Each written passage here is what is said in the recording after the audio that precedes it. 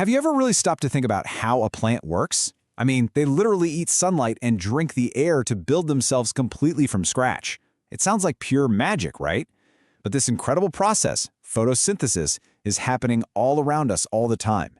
And it's what powers, well, pretty much our entire planet. So how is that even possible? I mean, think about a giant oak tree. Where does all that solid wood actually come from? You'd think it comes from the soil, but most of it doesn't. It's built almost entirely out of thin air and sunlight. The secret lies inside this amazingly sophisticated two-part biological factory. So let's peek inside and see how the machinery really works. Okay, so any factory needs a power source, right? For a plant, this first part of the process is all about capturing energy. You can think of it like a solar power plant. It's not actually building anything just yet, it's just generating the juice needed to run the main assembly line later on. And it all kicks off with one absolutely incredible molecule. This is chlorophyll. It's basically the plant's own microscopic solar panel, and its design is just perfect for the job. See this ring part at the top? It's specially shaped to trap a photon, a little packet of light energy. And that long tail you see? Well, that's its anchor. It holds the whole molecule in exactly the right spot inside the cell's machinery. Now, obviously, one tiny solar panel isn't going to power a whole plant. So what they do is bundle millions of these chlorophyll molecules together into these huge structures. We call them light harvesting complexes. A great way to picture it is like a giant satellite dish. Its whole job is to collect as much sunlight as it possibly can and then funnel all of that energy down to one single point. It's incredibly efficient. And that central point, that's where the real action begins. All right, so all that light energy is focused on one spot. What happens next? Well, it kicks off this amazing four-step energy assembly line. First up, at a place called photosystem 2, a blast of sunlight hits it and excites an electron, giving it a ton of energy. To replace that electron, the plant does something incredible. It splits a molecule of water. And get this is the exact moment that the oxygen we all breathe gets released. Okay, step 2. That super energized electron gets passed down a chain, kind of like a hot potato. And its energy is used to pump protons across the membrane. We'll get back to those protons in a sec. Step 3, the electron, which has lost a little juice, arrives at photosystem 1 and gets zapped with another blast of sunlight, re-energizing it to its absolute peak. And finally, step 4, all that high-octane energy is captured and stored in a special molecular battery called NADPH. So remember those protons I mentioned? The ones that were being pumped across the membrane? Well, they've been building up and building up on one side, creating this incredible pressure. Think of it like water piling up behind a hydroelectric dam. The big payoff happens when that pressure is finally released. The protons all rush through this amazing molecular machine, ATP synthase, spinning it like a tiny, super-fast turbine.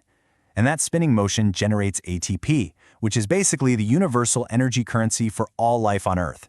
So now, the plant's power station is fully operational. It's got charged batteries in the form of NADPH and a steady flow of energy cash with ATP. But you know what happens when the sun is just too bright? It's like, can you have too much of a good thing? Well, for a plant, yes, you absolutely can. Just like we can get a sunburn, a plant can too. All that intense light can overload the whole system and cause serious damage. So, how do they deal with that? And it's a really serious problem. When that energy assembly line gets totally overwhelmed with sunlight, it starts spitting out these nasty, toxic molecules that can basically burn the cell from the inside out. The scientific term is photoinhibition. But thankfully, plants have evolved this whole suite of incredibly clever safety features to stop that from happening. So how do they pull it off? Well, for starters, they've got these protective molecules like carotenoids. They act like heat dumps. They just absorb any extra dangerous energy and release it safely as harmless heat. Pretty smart. Second, they have this dynamic system called the xanthophyll cycle. You can think of it like a volume knob or a dimmer switch. When the light gets too intense, the plant just cranks up the dial on this cycle and it gets rid of even more excess energy. And the last line of defense? If a crucial protein does get fried, the plant has a dedicated repair crew on standby. They literally go in, snip out the damaged part, and replace it with a new one, sometimes in just a matter of minutes. It's incredible. Okay, let's recap. The plant has successfully captured the sun's energy. It's stored it in those ATP and NADPH molecules. The power is officially on. So now it's time for part 2, using all that power to actually build something tangible out of thin air. It's time to head over to the carbon-fixing factory. So this is where the actual manufacturing happens. It's a process called the Calvin cycle, and this is the factory's main assembly line.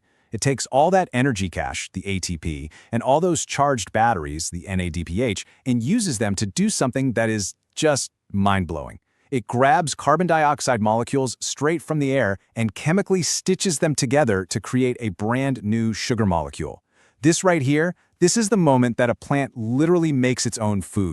And the key worker on this assembly line, you could call it the foreman, is an enzyme named Rubisco. Now, here's a wild fact for you. Rubisco is the single most abundant protein on the entire planet. That's how important it is. Its whole job is to reach out and grab CO2 from the air to feed it into the assembly line. But there's a problem. Rubisco isn't perfect. It's actually kind of clumsy, and sometimes it messes up and grabs an oxygen molecule by mistake. And that one little slip-up causes a huge energy-wasting problem for the plant. We'll circle back to that little flaw in just a moment. But let's focus on when Rubisco gets it right. When everything works, the final product that rolls off the Calvin cycle assembly line is sugar, a simple little sugar molecule. This is the grand prize. This is the whole point of the operation, because from this one simple building block, the plant can construct everything else it needs: its leaves, its stem, its roots, the whole shebang. This sugar is the fuel that powers the plant, and by extension, it's the fuel that powers almost all life on this planet. Okay, so back to Rubisco's big flaw, that little problem where it sometimes grabs oxygen instead of CO2. Well, in hot and dry conditions, that little problem becomes a massive problem. But this is where evolution gets really, really clever. Over millions of years, many plants have come up with some incredible upgrades to their carbon-fixing factory, all designed to work around Rubisco's clumsiness. So why is that mistake so bad? Well, when Rubisco grabs an oxygen molecule, it kicks off this whole other process called photorespiration, which is just a total waste of time and energy. The plant has to burn through a ton of its precious ATP and NDPH just to clean up the mess and fix the error. For a plant that's just trying to survive in a tough environment, that's an energy bill it just can't afford to pay. And this is where you see those clever evolutionary upgrades. See, most plants, what we call C3 plants, just use that standard pathway. And in cool, wet places, that works just fine. But then you have plants like corn and sugarcane that live in hotter climates. They evolve something called the C4 pathway. What they do is they add a sort of CO2 delivery service. A special system concentrates carbon dioxide and delivers it right to Rubisco's doorstep. This floods the area with CO2, making it almost impossible for clumsy old Rubisco to grab an oxygen by mistake. And then you have the real masters of efficiency, desert plants like cacti. They use something called the CAM pathway. To avoid losing water, they only open their little leaf pores at night to grab CO2. They store it up all night long and then use it to make sugar during the day when the sun is out. It's an amazing strategy for survival. Okay, let's take a big step back for a second. Why does any of this microscopic machinery matter?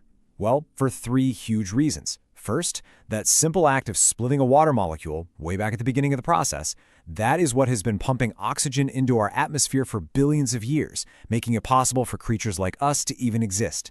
Second, that sugar molecule produced at the end. That is the foundation, the very base, of nearly every single food chain on this planet. And third, right now, today, photosynthesis is the world's biggest and best carbon capture system, constantly pulling CO2 out of the air. So that leaves us with a pretty inspiring thought, doesn't it?